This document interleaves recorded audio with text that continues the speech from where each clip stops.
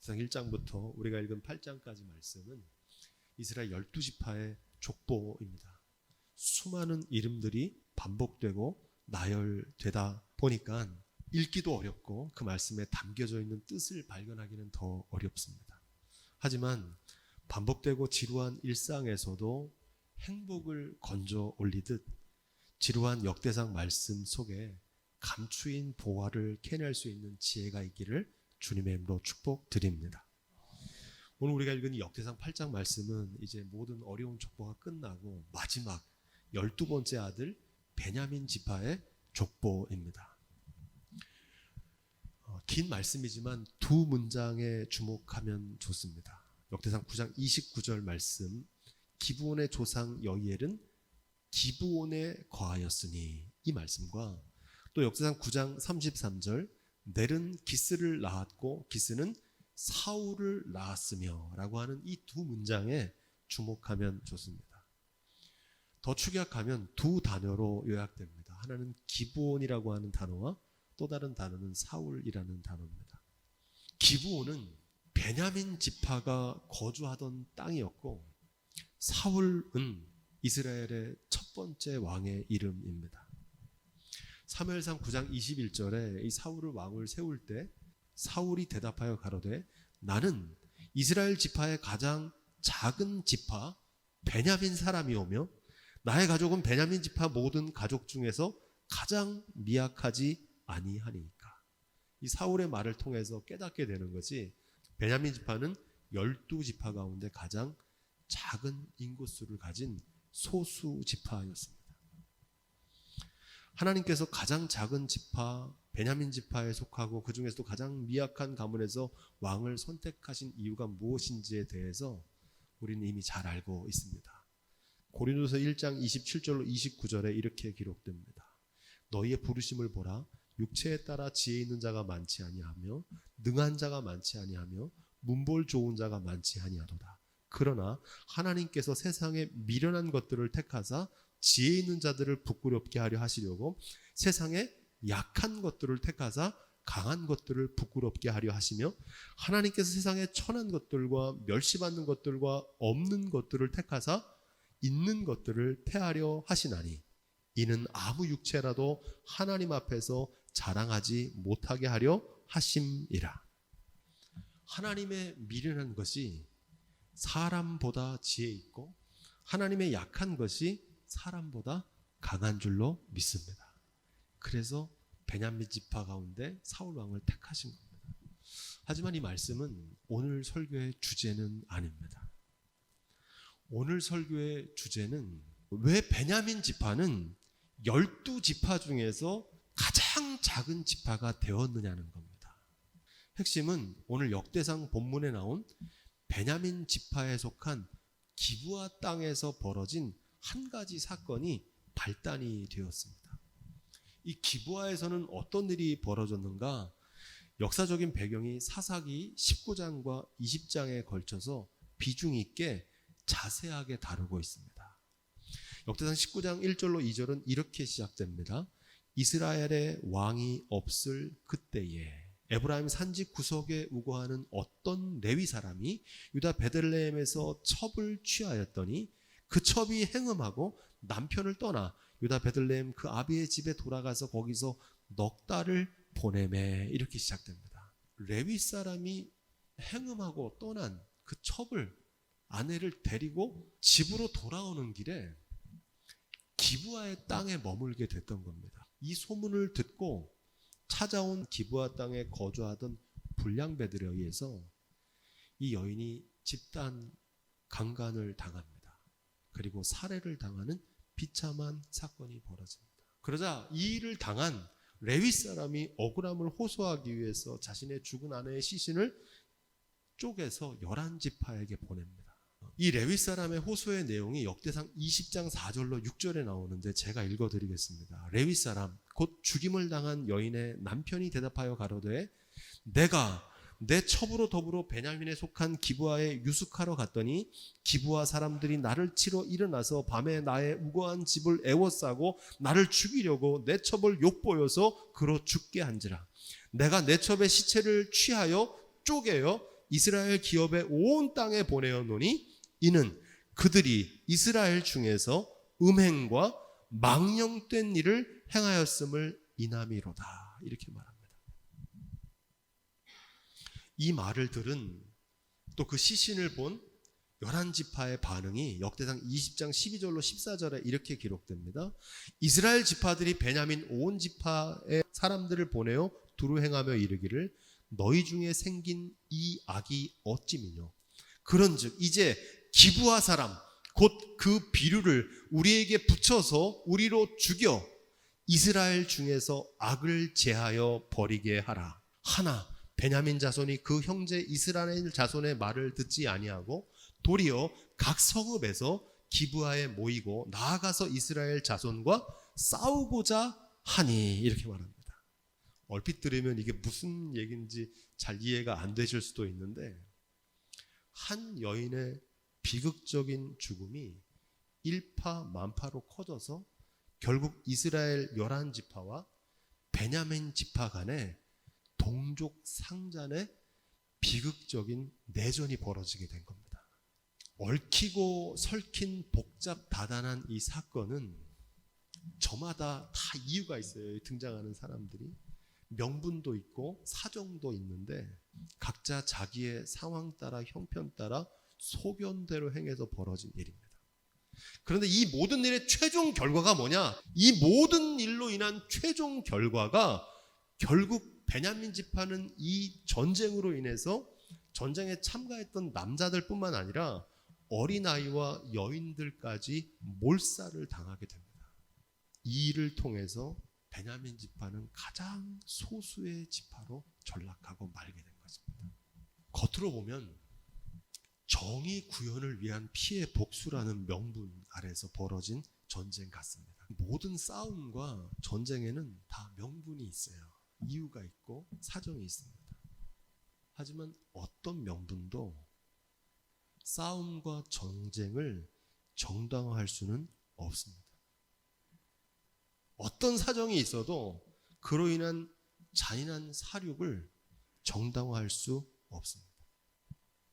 싸움과 전쟁으로 인한 씻을 수 없는 상처, 비참한 죽음 앞에서는 누가 옳고 틀렸는지, 누가 잘했는지 잘못했는지, 누구 때문에 벌어진 일인지가 중요하지 않다는 겁니다. 모두에게 씻을 수 없는 상처와 비극이 된 사건이라는 것입니다. 한마디로 총체적인 난국입니다. 이 일은. 사사기 21장 25절입니다. 그때에 이스라엘에 왕이 없으므로 사람이 각각 그 소견에 옳은 대로 행하였더라. 아멘.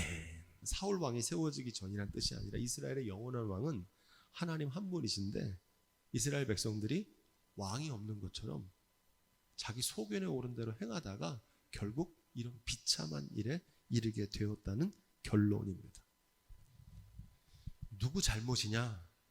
남편을 버리고 행음한 여인 때문에 이런 일 벌어진 거 아니냐? 그 여인을 집단 강간을 벌인 그 흉악한 무리배 때문에 이런 일이 벌어진 게 아니냐? 그를 감싸준 베냐민 지파들의 문제가 아니냐? 정의 구현이란 이름으로 동족 상잔의 내전을 벌이고 여인과 아이들까지 죽인 11지파의 잔혹성 때문이 아니냐? 너나 할 것 없이 이스라엘의 왕 되신 하나님의 뜻을 저버리고 자기 소견에 옳은 대로 행해서 벌어진 참담한 사건이라는 겁니다. 하나님의 말씀대로 내 이웃을 내 몸과 같이 사랑했다면 아예 이 사건은 벌어지지 않을 일입니다.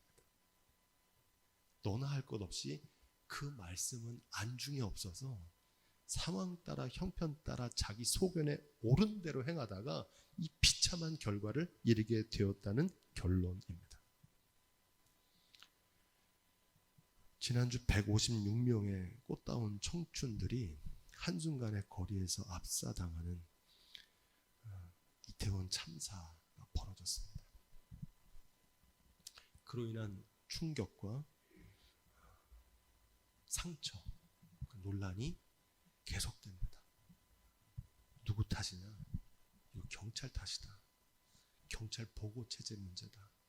관련 공무원들, 지자체장 책임이다. 어떤 사람들은 정부 책임이다. 또 어떤 사람 한술 더 떠서 전 정부 책임이다. 할로윈 문화 탓이다. 서로에게 책임을 넘기며 서로를 비난합니다. 물론 이 사건에 대해서 철저한 조사로 참사를 미연에 예방하지 못한 책임자들을 처벌하고 다시는 이런 사고가 벌어지지 않도록 재발 방지를 위한 노력에 최선을 다해야 됩니다. 하지만 지금은 그런 논쟁할 때가 아닙니다. 강 건너 불구경하듯 비난하거나 남 얘기하듯 비판할 때가 아닙니다. 거기서 희생당한 사람들이 내 가족, 내 자녀일 수 있다는 생각을 해보십시오. 거기에 무슨 판단과 비난이 있습니까? 참담한 죽음을 당한 희생자들에 대해서 애도하고 추모하고 유가족들의 슬픔을 위로하고 함께 울고 함께 아파야 될 때인 줄로 믿습니다. 무엇보다 하나님 앞에서 우리의 삶을, 우리의 인생을 돌아보고 자성하고 성찰할 수 있는 시간이 될 수 있기를 부탁드립니다. 오늘 함께 읽은 갈라디아서 5장 14절은 비극적인 참사로 인해서 참담한 심정으로 서 있는 우리에게 주시는 주님의 말씀입니다. 우리 갈라디아서 5장 14절 말씀을 다시 한번 그 뜻을 생각하며 함께 읽어보겠습니다. 시작. 온 율법은 내 이웃 사랑하기를 내 몸같이 하라 하신 한 말씀에 이루었나니. 아멘. 예수님께서 하신 단 한 가지의 계명, 새 계명은 서로 사랑하라는 겁니다. 새 계명을 너희에게 주노니 서로 사랑하라. 내가 너희를 사랑한 것 같이 예수님께서 십자가 위에서 자신의 목숨을 내어줄 만큼 사랑한 것처럼 너희끼리 서로 사랑하라는 겁니다. 예수님께서 말씀하신 서로는 누구입니까? 내 가족, 내 친구, 내 친족입니다. 하지만 이걸 넘어서 내 가족, 내 친구, 내 친족만이 아니라 우리가 함께 살고 있는 사회의 구성원, 국가의 구성원, 그를 넘어서 온 인류는 우리가 부른 찬송처럼 주님 안에서 한 가족인 줄로 믿습니다. 지금 이 의식이 없는 거예요. 우리가 살고 있는 이 시대의 가장 심각한 문제는 사회적인 갈등과 분쟁입니다. 진보와 보수, 세대 갈등, 남녀 갈등, 종교 갈등, 교파 갈등, 심지어 교회 안에서도 갈등이 있어요. 가족 간에도 갈등이 있어요. 온 세상이 분열과 갈등으로 마치 기차 레일처럼 평행선을 달리며 첨예하게 대립하고 있어요. 갈라디아서 5장 15절은 그런 우리에게 이렇게 말합니다. 우리 5장 15절도 함께 읽어보겠습니다. 시작. 만일 서로 물고 먹으면 피차 멸망할까 조심하라. 아멘. 어떠한 이유로도 서로 싸우고 남을 죽이면 이기는 것 같지만 결국 나도 죽는다는 겁니다. 오징어 게임의 명대사 이러다 다 죽어 하는 얘기입니다. 싸움에는, 전쟁에는 승자가 없습니다. 공멸입니다. 자멸이에요. 정확하게 말하면 자신의 몸을 상하는 자살 행위입니다. 근데 이걸 몰라요. 왜 그렇습니까? 한 몸이기 때문에 그렇습니다. 이걸 모르니까 남을 막 죽여도, 남이 죽어도 두라라 깜짝하지 않는 겁니다. 싸움과 전쟁은 일상화예요. 가정과 교회, 국가를 넘어서 온 세상도 우리가 부른 찬양의 가사처럼 영광도 부끄러움도 함께 받는 공동 운명체, 운명 공동체, 한 몸인 줄로 믿습니다. 이걸 깨달을 수 있는 지혜가 있기를 주님으로 부탁을 드립니다. 예수님 이 복음을 전하러 오신 거예요. 눈에는 눈, 이에는 이, 생명에는 생명으로 갚으라는 출애굽기에 나오는 동해 복수법이 전하는 진정한 메시지는 피해 복수 얘기하는 게 아닙니다. 당한 만큼 돌려주라는 얘기가 아닙니다. 이 동해 복수법은 생명의 등가성을 전합니다. 이게 무슨 얘기입니까? 모든 생명의 가치는 동일하다는 거예요. 내 목숨 귀한 줄 알면 남의 목숨도 동일하게 귀한 줄 알라는 겁니다. 내 자식 귀한 줄 알면 남의 자식도 동일한 무게로 귀한 줄 알라는 겁니다. 내 시간 귀하면 남의 시간 귀한 것도 알고, 내 물질 귀하면 남의 물질 귀한 것도 알라는 겁니다. 많은 사람들이 우크라이나 전쟁 보도를 보면서 먼 나라 얘기 걱정합니다. 하지만 여러분, 이 우크라이나 전쟁은 남 얘기가 아닙니다. 러시아와 중국과 북한, 그에 반하는 미국, 일본, 한국이 연결되어 있는 신냉전이라는 구조에서 벌어지는 전쟁입니다. 남 얘기 아니란 말입니다. 남북 간의 군사 위기가 어느 때보다 고조되고 있습니다. 북한이 미사일 쏘는 도발만 우리가 생각하는데 일방적인 게 아닙니다. 우리나라도 지난 몇 주간 비질런트 스톰이라고 하는 한국과 미국과의 공조를 한 군사훈련이 계속되고 있었습니다. 그런 긴장 관계 속에서 북한이 도발을 하는 겁니다. 상대적인 거라는 거예요. 한반도에서 전쟁이 벌어지면 다 죽습니다.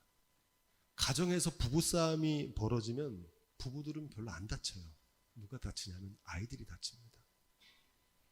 교회에서 싸움이 벌어지면 믿음이 연약한 사람들이 다칩니다. 교회를 떠나고. 경험에서 나온 얘기입니다. 이걸 모르기 때문에 명분을 앞세우며 옳고 그름을 내세우며 다툼과 전쟁을 벌입니다.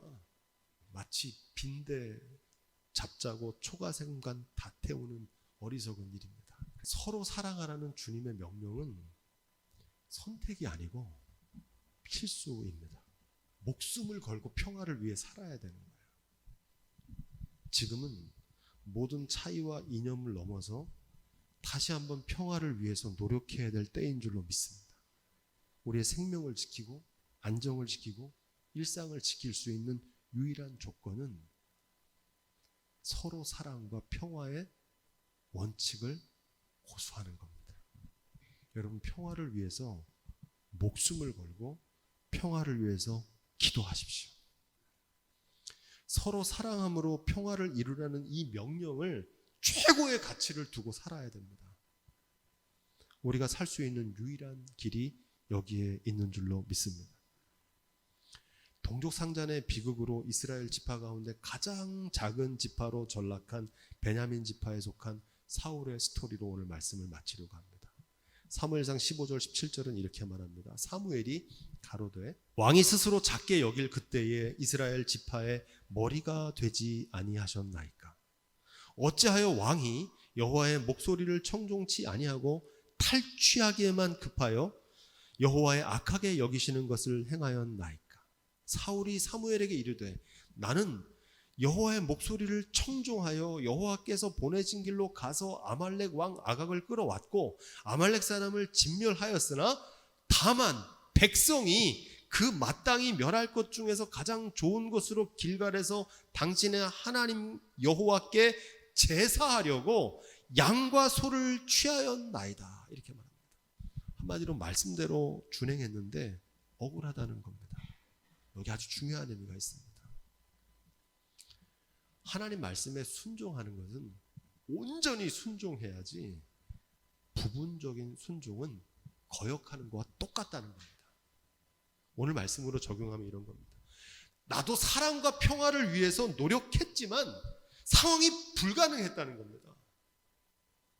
나도 평화를 위해서 사랑을 위해서 하려고 했는데 여건이 그렇지 않았다는 겁니다. 그런 핑계를 대는 겁니다. 사무엘이 사울에게 이렇게 말합니다. 오늘 우리에게 주는 말씀입니다. 사무엘상 15장 22절로 23절. 사무엘이 가로되 여호와께서 번제와 다른 제사를 그 목소리 순종하는 것 좋아하심 같이 좋아하시겠나이까? 순종이 제사보다 낫고 듣는 것이 수양의 기름보다 나으니 이는 거역하는 것은 사술의 죄와 같고 완고한 것은 사신 우상에게 절하는 죄와 같음이라. 왕이 여호와의 말씀을 버렸으므로 여호와께서도 왕을 버려 왕이 되지 못하게 하셨나이다. 자기 희생과 자기 부인이 없는 제사는 우상 숭배나 미신 숭배보다 더 추악한 일이라는 겁니다. 진정한 제사는 제물을 죽여 바치는 게 아니라 우리 자신이 먼저 산 제물로 죽어져서 주님의 제단 안에 바쳐지는 것이라는 겁니다. 결국 사울 왕은 하나님께서 맡기신 거룩한 직임을 빼앗기는 신세가 됩니다. 그 이유는 제사는 드렸지만 순종은 하지 않았기 때문입니다. 이걸 우리의 삶에 적용하면 이렇게 적용할 수 있습니다. 여러분, 교회에서 하는 봉사와 헌신, 다툼과 싸움으로 할 거면, 사랑과 평화를 그 일로 인해서 잃어버릴 것 같으면 차라리 안 하는 게 낫습니다. 구약의 제사는 오늘날 예배를 예표합니다. 우리의 삶과 신앙생활에서는 예배가 가장 중요합니다. 그럼에도 불구하고 순종을 말씀하시는 이유는 예배의 본질이 순종이기 때문입니다. 예배와 순종은 구별되는 게 아닙니다. 하나님께 예배한다는 건 죽기까지 순종하는 자기 부인과 자기 희생이기 때문입니다. 진정한 예배는 내 생각, 내 판단, 내 경험, 내 상황, 내 문제를 삶의 주관자 되신 하나님 앞에 다 내려놓는 겁니다. 하나님 말씀대로 순종할 수 있는 이유는 하나님께서 더 좋은 길로 인도하시고 내 생각보다 더 좋은 것을 주실 것을 믿는 사람들은 순종합니다. 순종이 안 되는 건 이걸 못 믿는 거예요. 이 믿음이 있기를 주님으로 부탁을 드립니다. 이 믿음이 있는 사람은 순종합니다. 이 믿음이 없는 사람은 자기 소견에 오른 대로 합니다. 그게 죄입니다.